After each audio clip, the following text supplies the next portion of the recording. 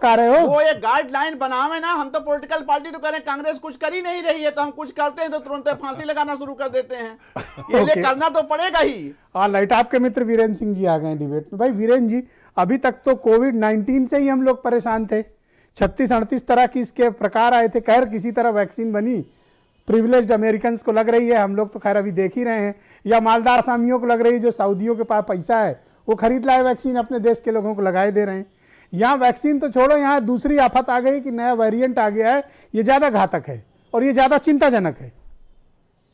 देखिए, वैक्सीन मिले न मिले, भाषण तो मिल ही रहा है और उससे पेट भरेगा, काफ़ी दिन तक काम चलेगा। अभी कोई बहुत ज़रूरी नहीं है वैक्सीन के लिए, लेकिन इतना ज़रूर है, कोविशील्ड जो भारतीय वैक्सीन है वो 4-5 करोड़ की संख्या में बनके तैयार है और हर महीना मार्च से 10 करोड़ वैक्सीन बनने लगेगी, ये कहा जा रहा है। तो अच्छा, अब आज कोरोना पे आप डिबेट कर रहे हैं, पर इसकी कोई प्रामाणिकता नहीं है वीरेंद्र जी कि वो वैक्सीन काम करेगी कि नहीं करेगी। उसका कोई डेटा ही स्वास्थ्य मंत्रालय को नहीं सौंपा गया, तो मैं कैसे बिलीव कर लूं कि इंडियन वैक्सीन काम करेंगी?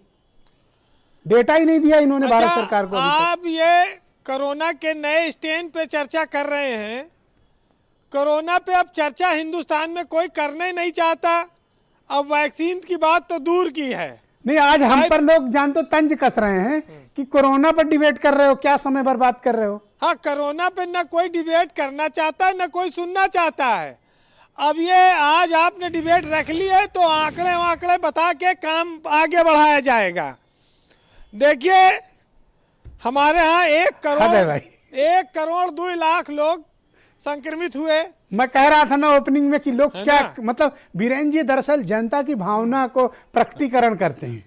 वो ठीक कह रहे हैं कि मेरे जैसे लोग कोरोना पे डिबेट करके जनता का समय जाया कर रहे हैं। ठीक है वीरेंद्र जी, बोलिए आप। अब लोगों को डर खत्म हो चुका है, अब इसी के साथ जीना है। तो कोरोना पे चर्चा करने के बजाय वो अपने काम धंधे को कैसे बढ़ाया जाए, और ये डर जितनी जल्दी खत्म हो, लोग सोच रहे हैं कि आगे बढ़े दुनिया। अच्छा, भारत में उतना ज़्यादा नुकसान भी नहीं हुआ, यह भी सौभाग्य की बात है कि कोरोना ने दुनिया में बहुत तबाही मचाई हो, लेकिन जन हानि जो है सबसे कम भारत में है। 1 करोड़ 2 लाख लोग संक्रमित हुए हैं अब तक, 98 लाख लोग ठीक हो गए, तो 4 लाख तो जो है इसमें चपेट में आए और 1,47,000 लोग मरे। तो 1.45 मृत्यु दर है। अब इससे ज़्यादा लोग एक्सीडेंट में हमारे यहाँ मर जाते हैं, हार्ट अटैक से मर जाते हैं, टीबी से मर जाते हैं, तमाम सारी और बीमारियां हो जाती थी। ठीक कह रहे हैं आप वीरेंद्र जी। तो बहुत सारी चीज़ें हैं। अभी देखिए, कल बुलंदशहर में 4 कोरोना पेशेंट भर्ती किए गए थे, 3 उठ के भाग गए और वो कैदी थे चारों, और 3 को बड़ी मुश्किल से पुलिस पकड़ पाई, एक अब भी फरार है। तो कोरोना के में इतनी हिम्मत है, कैदी उठ भाग ले रहे हैं और वहाँ पूरा यूरोप लेटा पड़ा है। तो ये भारतीय हर चीज़ को चुनौती स्वीकार करते हैं।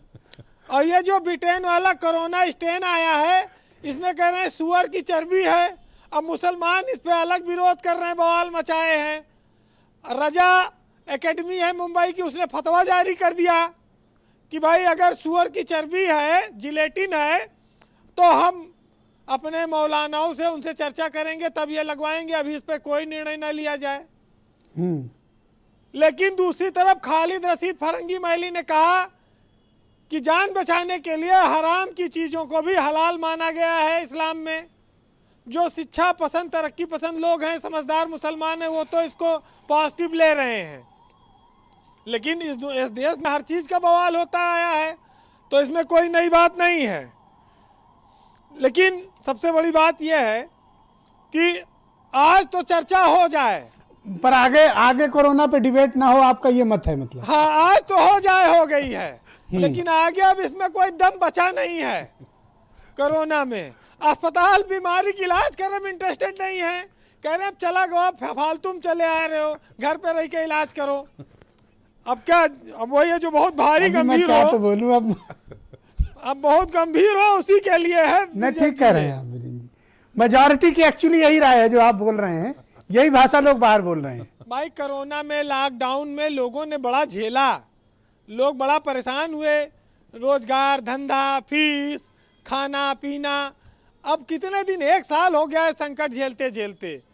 आज 29 तारीख है, 2 दिन बाद ये साल बदल जाएगा, 2021 में प्रवेश कर जाएंगे।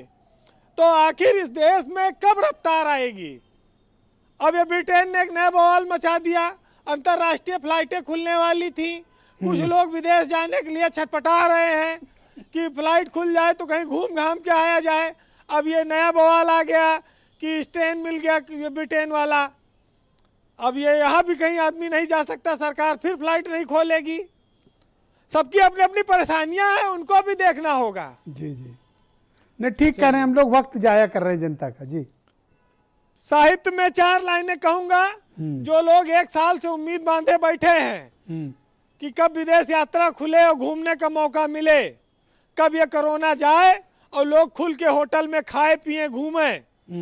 भाई कोई छुट्टी 1 साल से स्कूलों की बच्चों की चल रही है, लेकिन बच्चे ना नाना नानी घर गए ना कहीं घूमने गए, और माँ बाप को नाना नानी यही याद दिला दे रहे हैं सब घर में बैठे बैठे। तो कहाँ जाए आदमी? नहीं, मैं समझ गया आपकी प्रॉब्लम क्या वीरेंद्र जी। नहीं, यहाँ जितने बैठे हैं सबकी समस्या यही है। नहीं ठीक बात है। और हमारे दोस्त नवीन जी बैठे हैं, इनसे आप पूछ लीजिए, ये तो और भी समस्या से पीड़ित है। 1-2 घर की साफ सफाई हो, भाभी जी का जी सुबह शाम। कंप्लीट करें वीरेंद्र जी।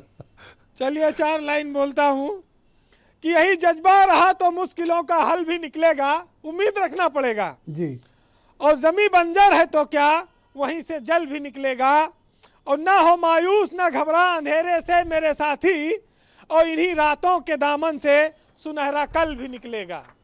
थैंक यू वीरेंद्र जी, बहुत बहुत शुक्रिया आपका। डॉक्टर नरेंद्र सैनी जी दिल्ली से मेरे साथ जुड़े हुए हैं, IMA के फॉर्मर जनरल सेक्रेटरी रह चुके हैं। सर, डॉक्टर सैनी, मैं आपसे समझना चाहता